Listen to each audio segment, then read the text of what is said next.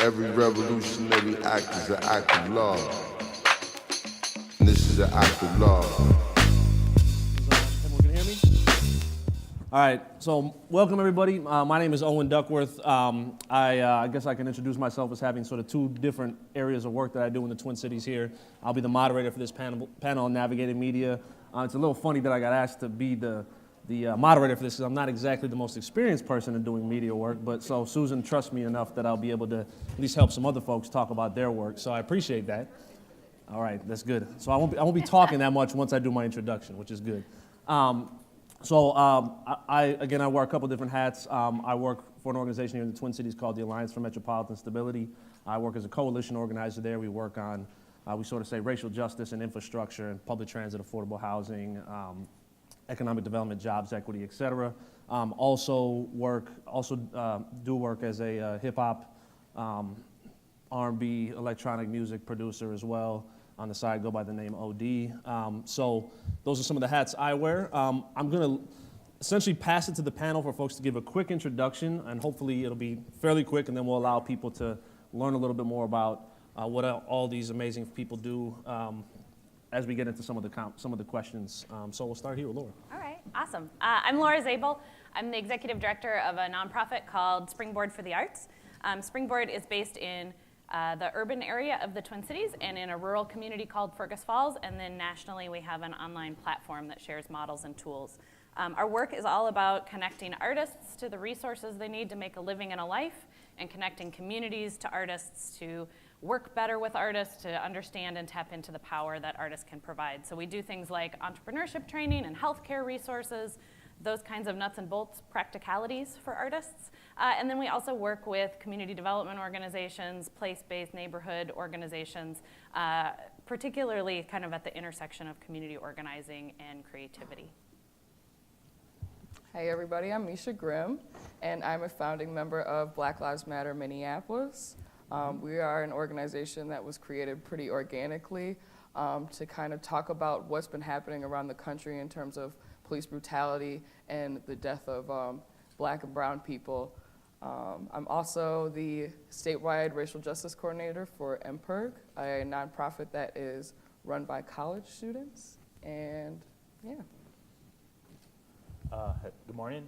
My name is Robert Karimi. I am a performer, also a multimedia humorist and community engagement specialist. I'm also lead experience designer at the People's Cook Project. It was a project developed to deal with type 2 diabetes in at-risk communities, and then extended into now we do interdisciplinary interactive art experiences to make healthy messaging delicious worldwide. Good morning, everyone. My name is Jasmine Brett Stringer. I am the principal consultant for JB Stringer, and we do marketing and business development consulting. And I also have a lifestyle brand called Carpe Diem with Jasmine, and I'm a lifestyle contributor to WCCO TV. I have a blog, Carpe Diem with Jasmine, and if you were in the previous panel, I actually have a book coming out later this year with Wise Ink Publishing on how you can seize the day in your everyday life. Sounds good. Appreciate that, everyone. So the first question is sort of on your general approach to media. So that can be traditional media, new media, self-published, social media, either for your artistic career, your organization, your professional life. And what are some of the tactics you've used, and what has worked and what hasn't worked? And lessons learned. I can start. Yeah. I think one of the most important things about media is understanding your audience. So when I work with mainstream media, that means sending out press releases that give alternative narratives to what police are usually saying. And what I've come to realize is that mainstream media, for the most part, wants the stories, but they don't necessarily know how to get to them. So you handing them a press release gives them what they need to write a piece, and that's how you start to develop more of a conversation in the media and in public opinion. On the flip side, there's social media, and to me, social media has really become the new news. I don't watch the news for what's going on, like I'm on Twitter. When 10 Black churches were burned down a couple months ago, it wasn't picked up by CNN until a week after it happened, and until activists online asked everyone on Twitter to tweet about it to create enough of a buzz so that it would trend worldwide. So imagine that. CNN is releasing, this is a breaking story, and it's 8 hours after we started a Twitter storm, and it's been a week since these fires started. So that kind of shows you, like, in my opinion, like, social media has just been more on it when it comes to like what's going on. So as Black Lives Matter Minneapolis, people tend to look at us for information that they're not going to get from the news. And that's something that I've come to realize has become one of our roles, is that we almost, when something happens, we have to be finding the answers for people online, because we're not just responsible for the people in Minneapolis, we're not just responsible for the people in Minnesota, we're responsible for the whole movement and what's going on nationally and what's going on globally. And that's the main way we get our stories out, to be honest with you. Yeah, I would actually agree with what Mica says. As a person that dabbles in both new media, quote unquote new media, and traditional media, that I place a lot of importance. And in fact, I've built a big part of my brand via social media on Twitter.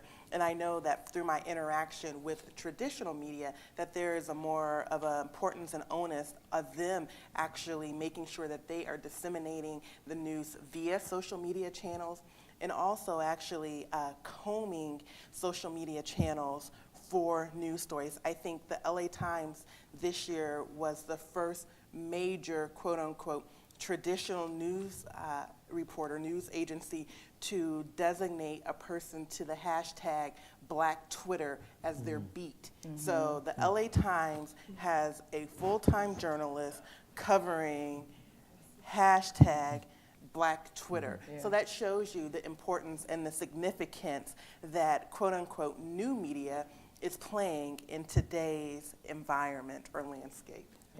And also, I think to add to all that is the importance of relationships, or chisme, as I call it, gossip. For me, many times, the different communities I'm working with do not look at the newspaper, but the newspaper requires a validation, like, hey, look at this. This is, you got in the newspaper today. This happened today. But then it's not just about the act of being in the newspaper. It's the act of how it spreads by gossip, how it word of mouth.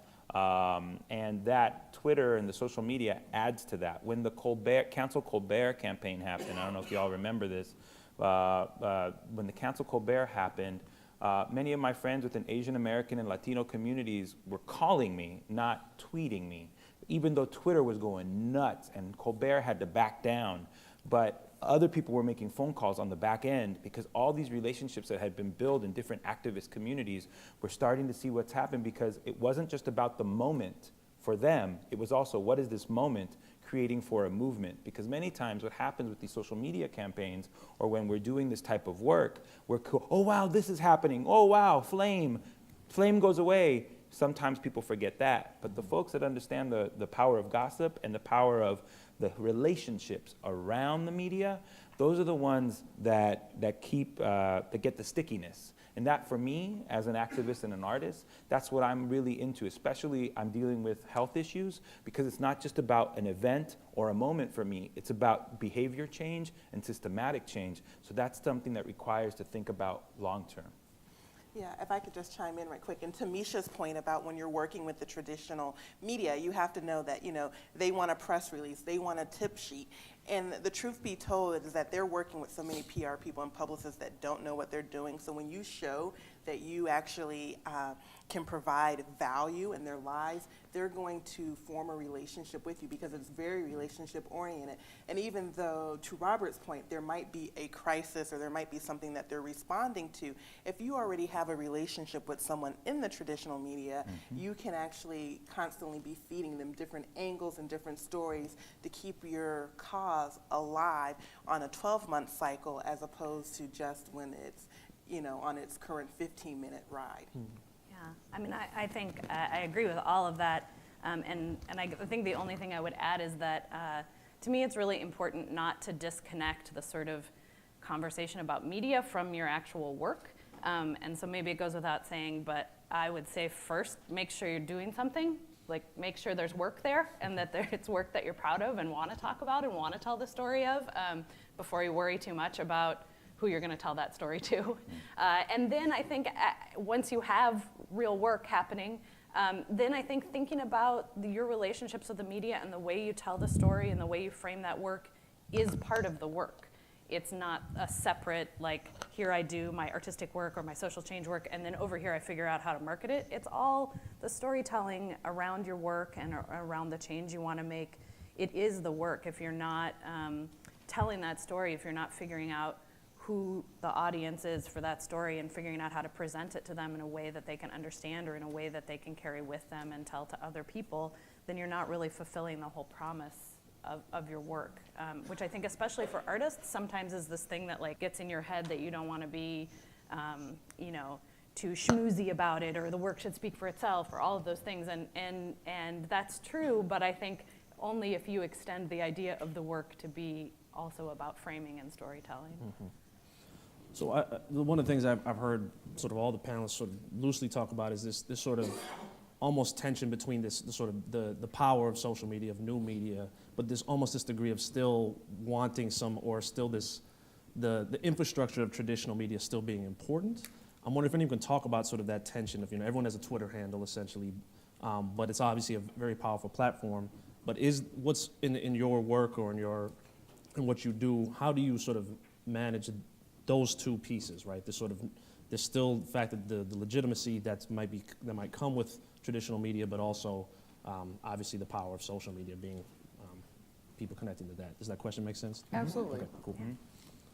I think it's going back to understanding your audience. We discovered that the majority of the people that come to my comedy cooking show were women 18 to 65. So what do they want to see? Where is the information going? And morning TV shows was the thing that we discovered is the thing to do. And so we got on morning TV shows and things hit. Before in my other work, like if I was doing spoken word at 5 in the morning is not going to get the crowd. and so it's like really understanding, but then a second piece is like, well, the Latino moms, the Latinas, that's a different thing. So every time you understand your audience even more, each one has a different platform. And it's going back to Latina moms. I'm not going to get Latina moms on Twitter. Right. And right now, I'm not. And if I want to mobilize, I have to understand how social media works. And that's one of the biggest struggles as being half Asian, half Latino, where I fit, because different communities have different ways of dealing. They're still maturing towards their relationship with that. And that comes from getting to know more and more your audience.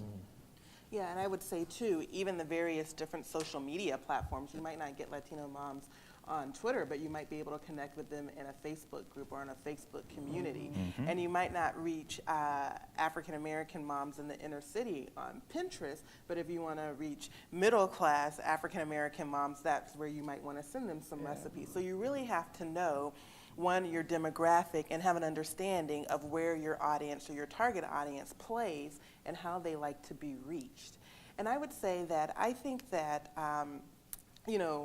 as new media finds a way to generate revenue from advertising and things of that nature, you will start to see more intersection between traditional media and new media. Right now, it's all about dollars and cents and return on investment. But you can see that, I work with WCCO, and even though they have their website, WCCO.com, they now upload all of their segments on YouTube. So that's very different from what might have happened 5 years ago, the intersection of traditional media and new media, that they're actually pushing their content to YouTube, which is considered a new media platform. Yeah, I think the line is pretty well blurred now between what counts as traditional and what counts as new media, and they definitely, I think, influence each other. I think there's a lot of value in that kind of segmentation and figuring out where your people are, or where the people that you're hoping to influence or change or engage are. And I think there's a lot of value in stepping outside of that and stretching outside of that, and not getting lulled into the sense that wherever you are and you're communicating is the whole conversation, or represents the sort of whole of public opinion. Everybody's had that experience, right? Where you sort of get in your bubble of your network, and then something happens, I mean, particularly politically right now, something happens and you sort of realize, oh my God, like I live in a crazy bubble where people don't talk like that or people don't think those things. And so I think challenging yourself to kind of stretch outside of that and challenging yourself to figure out what is the message for people who aren't already true believers or who aren't already engaged with me on this platform is useful. I've just discovered that it's two separate skills.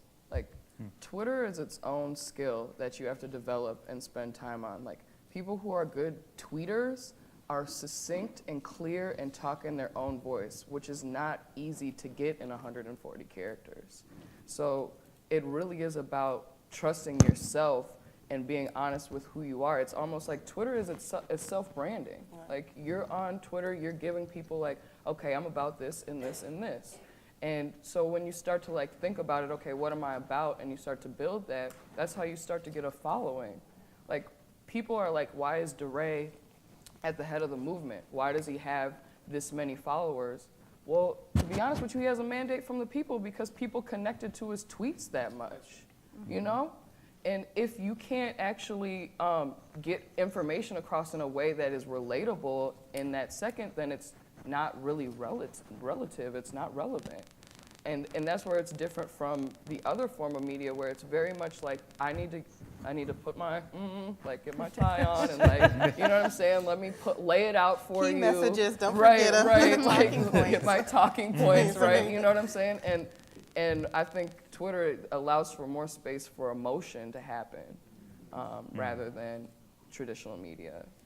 It's a different type of storytelling because I feel like I'm not going to get into my performative understanding of Facebook and Twitter with you all. It's another day. But the understanding that, no, I mean, it's fiction. Overall, what you saw, what I put on Facebook today, I brushed my teeth. That didn't happen right now. It happened at a different time.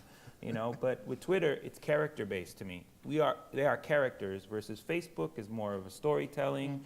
And then with the media, with the press releases and stuff like that, again, different type of storytelling. Yeah. But what's at core is your personal message, what you believe, what you're fundamental. And like you said, like there are some people that can just bust out that Twitter and you're like, yeah, even if they're talking about you.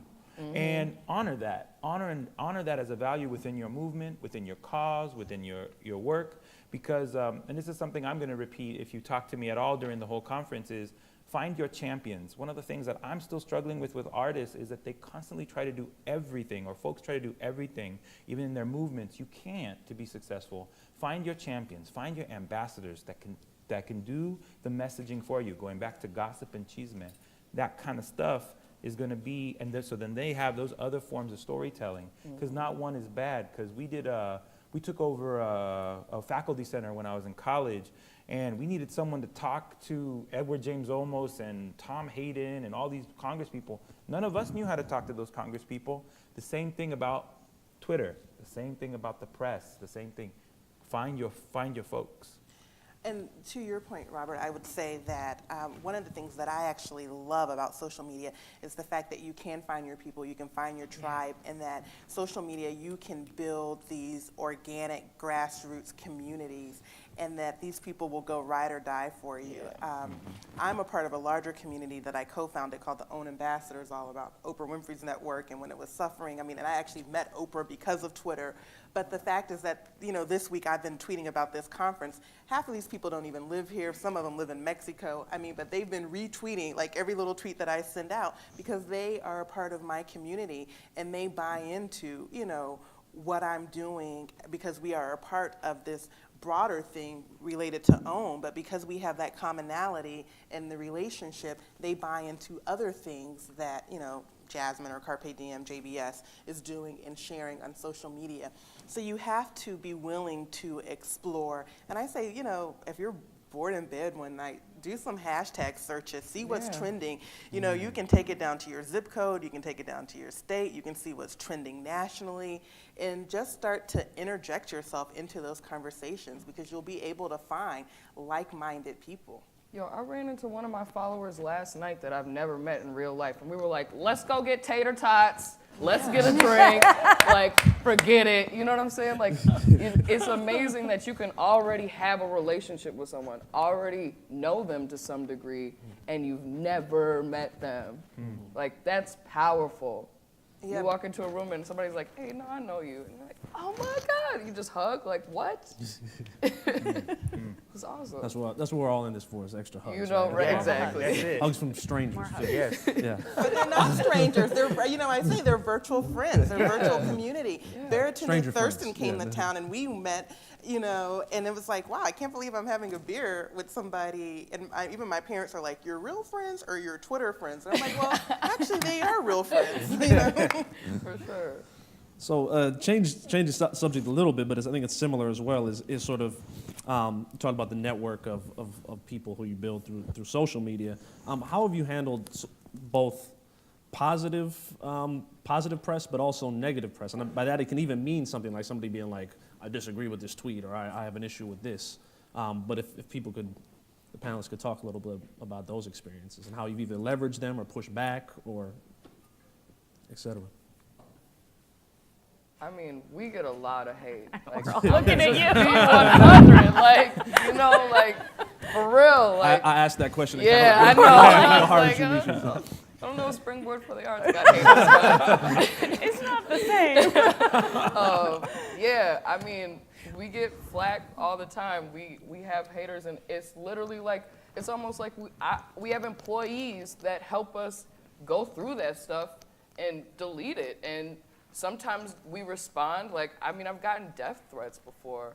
And what I've found is that that's triggering. That's, like, unsafe. But I've also found that, like, if I'm comfortable and confident and I feel okay about where I am in my place in that moment, I love responding to them. Because, I mean, like, we get people who are saying racist stuff. Like, it's wrong. It's fundamentally flat out wrong. So I can go in and I can feel better about cutting down this troll. Like, no, you can't come at me. You think I'm just gonna block you and ignore you? Actually, nah, like, I'm here.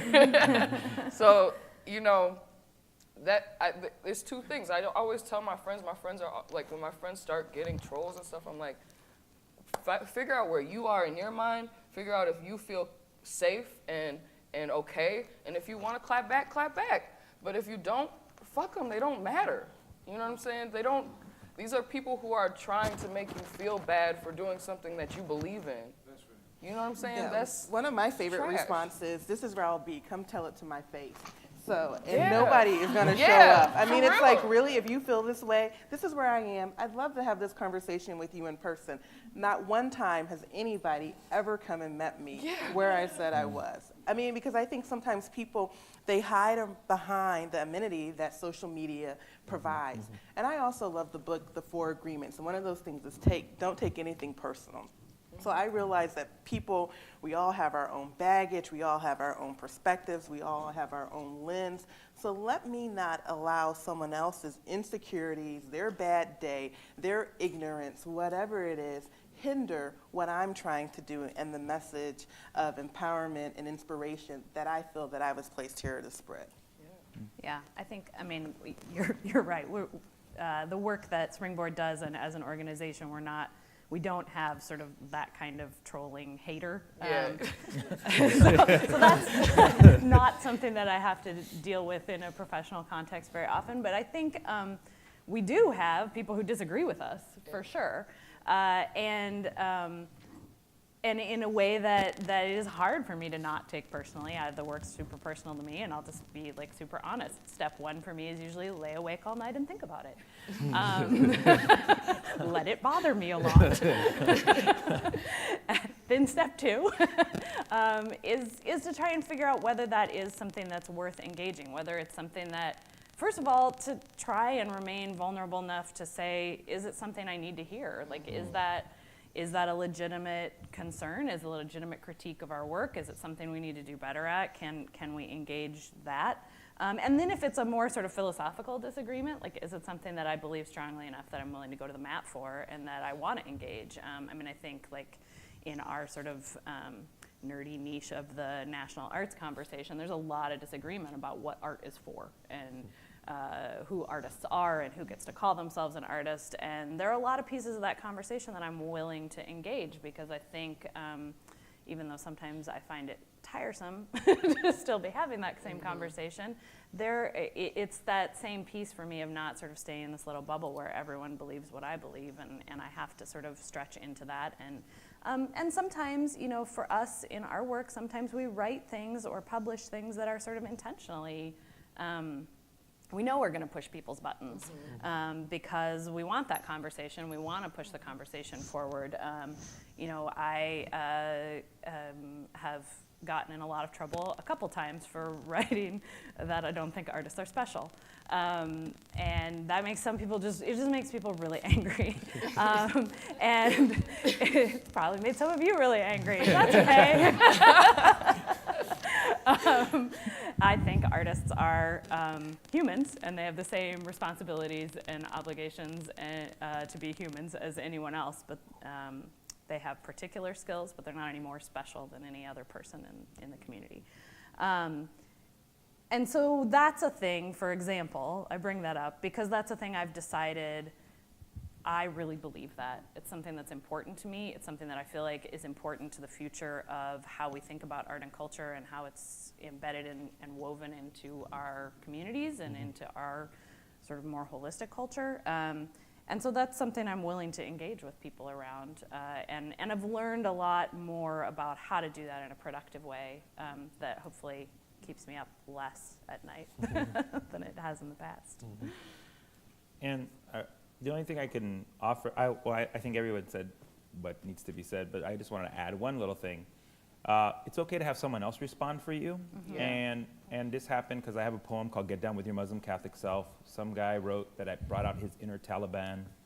You can go see it, and when you do a search on Google for my poem, he's one of the first, it's Def Poetry Jam and him. And I didn't know what to do. I backed off. I don't know the dude. And I'm in the Muslim and the Catholic community, so I didn't know what to do. And a couple friends of mine said, I just saw this. This is like 4 years later, and said, we're responding. And I go, what? Because I didn't think it mattered. But I guess it does, because people do Google searches on you now. And a material about you is just sitting there. And unless you have a lot of money to go to Google and call them up and erase it all, it's sitting there. So you should also decide what you want as your legacy, and have other friends come in and maybe, you know, shoot it out because they got your back. And that helps with your messaging too, that other people got your back. It's really... And it provides a different tone. Yes, it does. It just adds context to the conversation, so I think it's good. Yep. We usually use white allies to go through all the Facebook posts and stuff, like, because it's been triggering enough, you know what I'm saying? So, and it's dope to have writers like that. And then, and I would say you brought up a very good point too, and I don't know if you realized that you said it came up in a search, is that, you know, and we talked about this, is that Twitter is real time and Facebook things stay on, but even though Twitter is real time, we don't have to respond in real time, or we don't have to respond to a post today because it came up. Right. I mean, we can, you know, favorite it, we can mark it and go back and search it, and so there is sometimes more power in giving situations a little space and a little time to breathe and simmer. So this might be similar to what you were just talking about in some ways, but what are things you wish you would have known sooner about media, interacting with media, social media, traditional media, et cetera, or lessons learned as well? I didn't know how thirsty people were, to be honest with you, for information. I think sometimes it feels like people are, when you think about the world, people feel apathetic, or you think people are apathetic, but that's not necessarily true. It's just that people need it kind of given to them. You know what I'm saying? They might not even know they want it till you give it to them. So I wish I had known that the media was going to be more responsive than they were. I thought they were going to like really try to skew our narrative, and they've been allies, to be honest with you, in a lot of ways. I think it's a little bit what Mica and Laura said earlier. It caught me as an artist or a thinker, whoever you are. Know that what the marketing isn't necessarily who you are in the creation of whatever you're doing, because so many times when movements are very organic And what you did to get the cause going, or you going, is not the message that's necessary to build the larger base outside the circle. And be really clear about that, and develop that, because many times, especially in movements, well, that's not who we were. Yeah, that's true, because this is who we were to get us built, but what's gonna get the Iranians to be down with, Black Lives Matter may not be the same thing. It may be a hearkening back to the 60s that maybe not, so there's these things that you have to think about as well. And again, having that team will be helpful in that. And also just, knowing who you are, going back to what knowing who you are is going to be really big, because something I've noticed with a lot of folks I consult and work with in the various places, is that they're like, but that's not what my play's about. My play's not about that. And I go, well, if we do the reason you made that play may have got you to do the play, but if we want to get 100 people there, we have to say something different. Is that cool? 2 sentences. And sometimes people get caught up in that, and then the press release don't go out, and then no one hears about it. So it's something you just need to think about. Yeah, I think that's very important, to allow for flexibility, and not just flexibility in your messaging, but how you are reaching your audiences. And even, I do work in traditional media a lot of time, in live news. Stuff happens. So if my shot was supposed to happen and it gets canceled, I can't get pissed off that, oh, wait a minute, I thought I was going to have this interview or this segment. I have to, say, okay, something else will come along. And so just allow for flexibility for the next opportunity. I think in addition to sort of understanding how to get those opportunities to come to you, or how to make the relationships so you can get your content out there, something I've really learned and we've really benefited from is that people do want content, and so sometimes I write it for them. Sometimes it's somebody else's name on it, and sometimes it's my name. It's like a guest poster, a guest article, and that kind of writing, it is some more work, but to Robert's point, like, then you're saying exactly what you want to say about your work, and you're able to put it out there. And I think, like you were saying, people, not just the audience, but media need content. That's really a moment we're in right now. Even really, what you would think of as like big establishment media, they need help. They do not have enough people. Their whole world is changing, and people want a story. And if you can give it to them in an interesting way, either by sort of framing it or just by writing it for them, sometimes that's really successful. And I think, particularly if you're trying to kind of break into a new field or a new audience, figuring out how to kind of frame things and then offer to frame it up, to write it, and put it there. We do a lot of work in community development, and at first that was a hard sell to say, like, well, we want you to write about this art project in your community development journal. But then last year I wrote a piece for the San Francisco Federal Reserve Bank journal, which I'm sure you all read. It's very popular. But for our audience, for who we were trying to reach, some of those nerdy community development people do read that. But I had to write it. Like, nobody at the San Francisco Fed knows how to write about what we're doing in a way that makes sense. But if I write it, I can help make some of those connections, and then maybe hopefully the next time they want to write about it and they kind of understand it in a different way. So I think all of that is to say, like, it's a lot of work, but like I said before, it is the work, and doing that kind of writing can also help you frame things and think about your work differently, and to kind of see that as an integrated process, I think is something I definitely didn't understand at the beginning that I think now really helps me figure out how to navigate that. Yeah, and I would say use social media to connect with traditional media. You can find every news producer is on social media. All the anchors, reporters are on social media. And they never have that many followers either. Right. And if you have a great idea, if you have a story lead, you can pitch them via social media. And if they like your pitch, they'll say, hey, email me or follow me so I can send you a DM. So the lines for connecting and networking via social media, I'm amazed at the things that I've been able to accomplish professionally. Connecting via Twitter are just limitless, and use it to your advantage.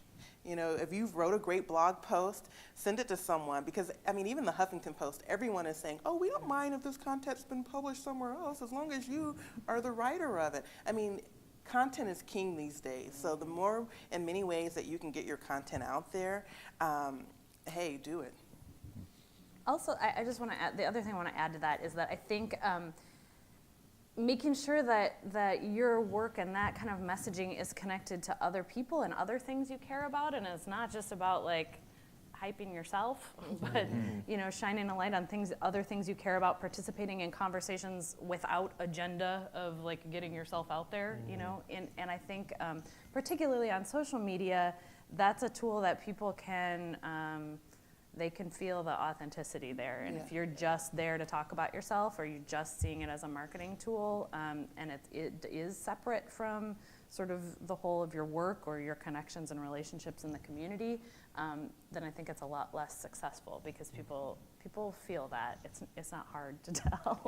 And that is another thing I wish I knew, what made me afraid of media or social media, that the same habits or excuse me, not tools that I learned in community development and activism, where that same thing you just described is the same rules that get applied when we're talking about media. That person that always just brings the flyer to tell you to go to their gig is the same, does that same action on social media, and then you don't follow them. Yeah. Everybody knows that guy. Yeah. Or person. Yes. Yes, it is. Yes. So I think we've heard a lot of wisdom already in terms of sort of advice or lessons learned, et cetera. But are there any other sort of very concrete tips that you can share with the audience, given the context of who's in the room, around navigating media in general? I don't know, does anybody have any specific questions we can answer? Got the microphone. Right here. Okay. So this is a great panel. I'm learning a lot. I really appreciate it. One of the questions that I have for myself is that I know that I'm supposed to be building a brand on Instagram and on Twitter and things like that, but so many of the things that I do are like very personal and very dear to me that I'm a lot of times don't post them because I'm worried about cheapening the moment. So for example, me and Reggie had dinner with Susan last night and my wife, and that's something that in terms of like branding or whatever, I would like people to know that, but I don't post things like that because when I'm sitting with folks, I don't want to be thinking in the back of my mind, like, how's this gonna look and how are we gonna take the picture and how are we gonna, and so many times I wish you would have, because I was scared. Can I take a picture of you guys right now? Let me be in it. All right. Awesome. Are you gonna tweet it or Instagram it? You know, But so that's just something that I struggle with, is that a lot of the things that I do are very, you know, I feel really connected to them. They really have a lot of meaning, and the personal thing is so important that a lot of times, like to stand up and take a picture and then tweet that, and then, you know, he's going back to the hotel, I'm going back to the crib, and he had that, and I'm saying, just had dinner with Red, you know what I mean? Like, I really struggle with that. Yeah. I struggle with that, you know, and I need, please help me. Man, I feel you 100%. Like, I love meeting people, and I love taking pictures with people, and sometimes, like, cool stuff happens. Like, I met this cat named Shamir a couple days ago, and he, like, put me on the list for a show, and I was like, this is so crazy, but I didn't want to tweet about it, because I was like, this is a person that I really like. I don't want to act like I'm trying to get up off their image. So I think it's something that you have to personally leverage. You have to decide, like, okay, is this something that I feel like I can keep to myself and feel good enough about that it's on me and in my heart and I know it's there? Or is this something that I think, like, I can put on social media and I want other people to, like, be happy for me and with me? You know what I'm saying? Like, when you put it on social media, I think sometimes we imagine that people are imagining that we're doing something to make ourselves look a certain way. I mean, that is a lot of what social media is, but at the same time, when I post stuff on Instagram, it's because I want to share a moment with people. You know what I'm saying? Like, it's because I want to keep track of these moments. Like, Instagram is I go through there and I can see how I have evolved. You know what I'm saying? So you have to leverage that personally, but I think there's good and bad. I don't think you have to I think you're being kind of hard on yourself when you do that. You know what I'm saying? So, yeah. And we've talked about, I mean, the thing that makes social media work, especially Twitter and Instagram, is that it's about authenticity, even though for Instagram you might have to take a picture 50 times before you get the picture right. Be authentically but good nonetheless, picture. it is supposed to be about authenticity. And while you might have taken a picture at dinner, I probably would not have posted the picture at dinner. But I mean, I did it this morning for an event I was at last night, and I saw some friends that I hadn't seen, and I said, oh my God, I had a great time at this event. It was great to run into these people. And so I posted it, 12 hours later, but yet I still, because in the spirit of building my brand, and these people clearly invited me to the event because they wanted me to say that I was at this event, I did share it. So, one thing that I actually stopped doing for the most part, unless I'm telling somebody to meet me there, is I don't post when I'm at a specific location. So I post afterwards.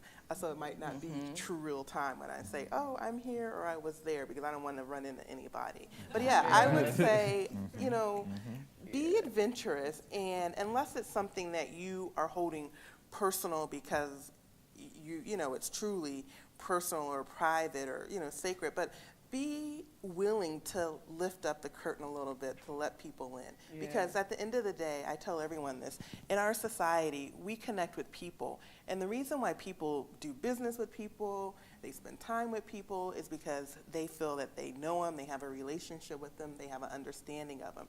And by sharing your personal life, your vulnerable moments, people can start to relate to that, because you never know. Somebody might be like, oh my God, were they at Big Daddy's? I don't know where you were. Or were they at Bar La Grassa? I love that. And so that's a relatable moment. And the next time they see you, they'll say, hey, I saw that picture. What did you think of the food? Or what did you think about this? And then that's another connecting point that you can leverage. I think, using, particularly if you're using that platform to say something nice about somebody else, or just like show your people somebody that you appreciate. I don't know too many people who don't want someone to say something nice about them.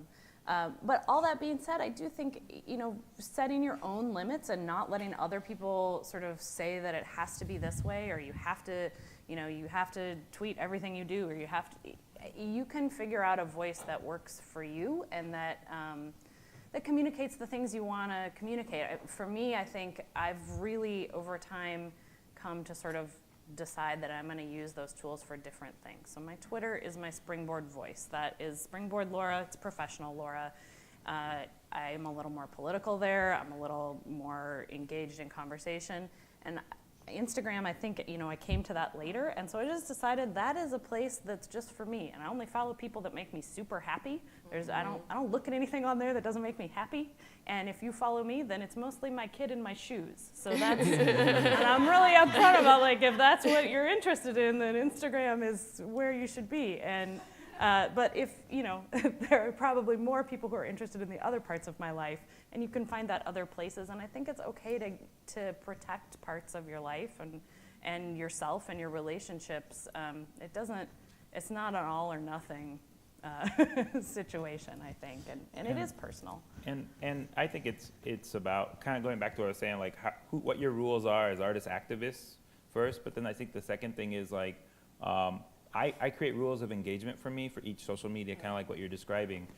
Biggest one for me is I don't take pictures of kids unless I have permission from the parents, or things like that. But I also, what I would suggest is like a game, and I was just thinking right now, just the top of my head, #Ali+3. And what that would mean is every time you're with 3 people, you take a picture with them. And so that's a little game for you, or a game for other folks. The reason why I know who you are, because my brother Bamboo and you went on tour together. And he is the master of Instagram. Like, and what he does, I'm surprised, because he's a family man, very, very methodical. Man, I know I could almost describe to you what he chooses. It's curation, Yeah. But rather than make it, for many folks, curation's like, it's a tough thing to do, curate. It's an art. But make it a game first. Maybe it's, I have sock game. I have #SockGameSon, and then I have Travel Cook, which is my food one, because I love taking pictures of food. But I never take pictures of people's faces when I do the food. Again, my rules. I just hands or something like that. So just have fun with it. And then with whoever your team is, then make it serious. But if you start where you're enjoying it, that's, I think, first off, because I think that's the thing for me. I did not enjoy social media when I first started it. I felt it was more work. I felt it was, taking away from my artwork. And if you could do whatever you can with social media to make it fun for you and joyous, I think that'll help with your practice.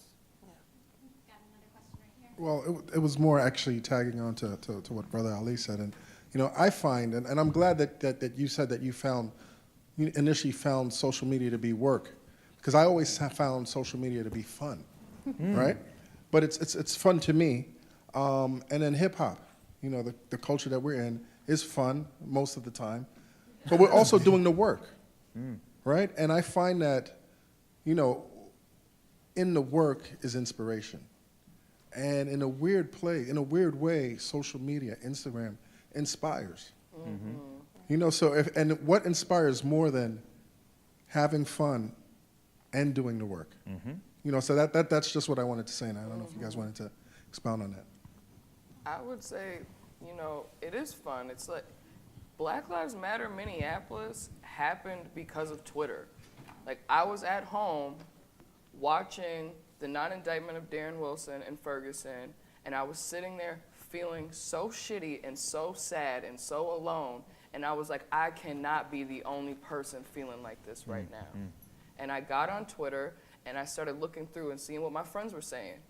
And I just put on there like, yo, where are people at? Because I don't feel like I should be by myself anymore, And they hit me up, and they're like, oh, we're all watching CNN at this spot. Go there. Brianna's there, a friend of mine. I meet Aja Gildersleeve.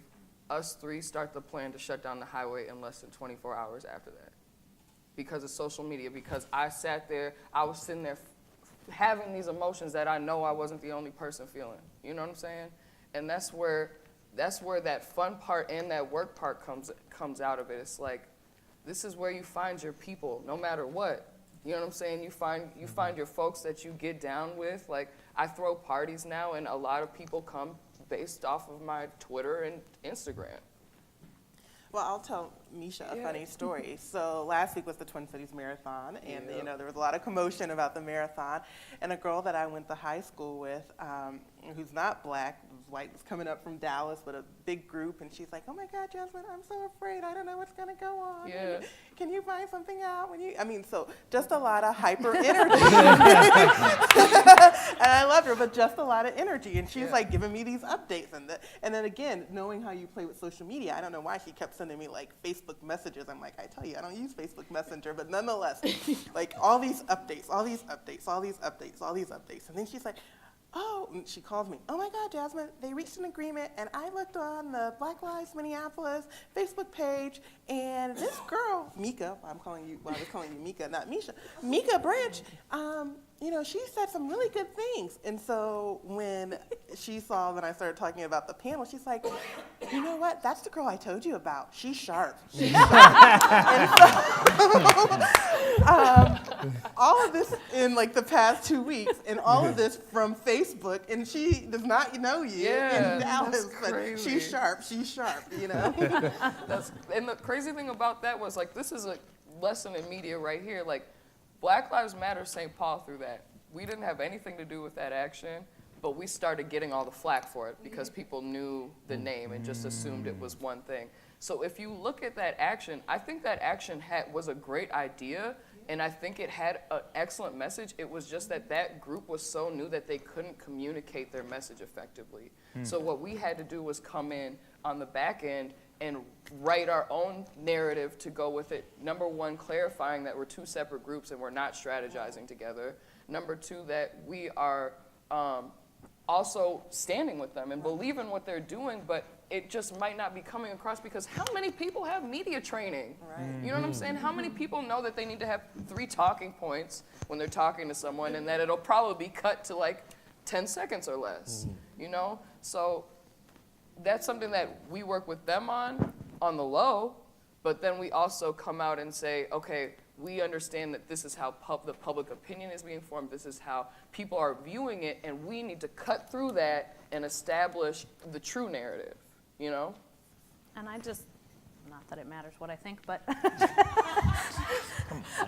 I think that, like that example and that press release was it's such a great example of being able to trust the media with nuance and trust your audience with nuance, like to be able to say 2 different ideas. These are 2 different organizations, and this is not a story about a big public fight between them. Yeah. And I think that it's just such an example of what you were saying earlier, that you can trust people, that people want a real story, they want to really understand what's happening, and if you can frame it and get the talking points there, then you can present what is essentially a pretty complex idea for people to understand in a way that I think people did understand and hear. And I think that's different than assuming, oh, the media just needs to hear one thing, so we better just say it's not us. Yeah, exactly. Okay, I think we have time for one more question. Oh, wow, it's like a line. So I work for St. Paul Public Schools, and the board just voted to start a student advisory team to the board. They don't know that they put the wrong person in charge of that, but we will be pushing some buttons. And listening to you guys made me think about how social media could be a tool for transparency. This group is clearly attached to a bureaucracy that is not known as transparent, but they have the power to be a transparent piece within the bureaucracy, and their job is to be communicating with students if I'm helping them do it correctly. So can you just talk a little bit about that? Was I clear enough? Tool of transparency. You want us to answer how the student advisory board could be more effective? More like how, do you have examples of instances where, like you're doing it at Black Lives Matter, you're being transparent and you're exposing things? Do we have any history of closed systems opening themselves up to transparency through social media and it being impactful? Yeah, I would look at what Atlanta Public Schools has done, because they've come off of this terrible cheating scandal, and they've really had to totally rebuild their brand. They had to, get a whole new school board. They have a new superintendent, and so they really are pushing transparency. And some of the things that they're doing, like they're live tweeting their school board meetings. They are periscoping. This year they started periscoping certain things, because they're trying to say that, even though there is a closed door or working session school board meeting, that we're not, scheming back here. And so even though it might be closed, we're gonna, give you a peek under the rug via Periscope, or we're gonna have someone live tweeting our correspondence. Yeah, we had someone in the media like a week ago saying that they were a member of Black Lives Matter Minneapolis, and we only have like 10 people, really. So that was really scary for us, that someone had like been able to claim this, and what we realized was like, okay, so we don't have enough transparency. People don't know who we are, and that gives other people the ability to use that and leverage their name in the media or whatever. And so what we've come to the conclusion of is that we have to introduce ourselves to people. We have to, so we decided to do community talkback sessions, and we put that in the press release that I was talking about. And that was one of the ways that we're gonna really start to bring the community in more and just have more of a dialogue. I think people just need to put a face to the conversation sometimes, And I think that, especially when it comes to these bureaucratic systems, people are so used to it operating in one way that it's hard to imagine it operating in another way, but it's perfectly feasible. It's perfectly feasible to be introduced to, the board members. And so I think that's kind of what you have to kind of get people to just kind of tilt their perspective a little bit instead of coming at it front on, maybe hit it from the side. I don't know. Does that make sense? And you have all those students that could be live tweeting, and I was a student. I was in my small town. I was a student board member, and I discovered, talking with different teachers and stuff, that there was an embezzlement thing going on. And as a student, I had no power, but as a student, I went and told a parent, right? We told another parent, who told another parent, and then out was the administrator.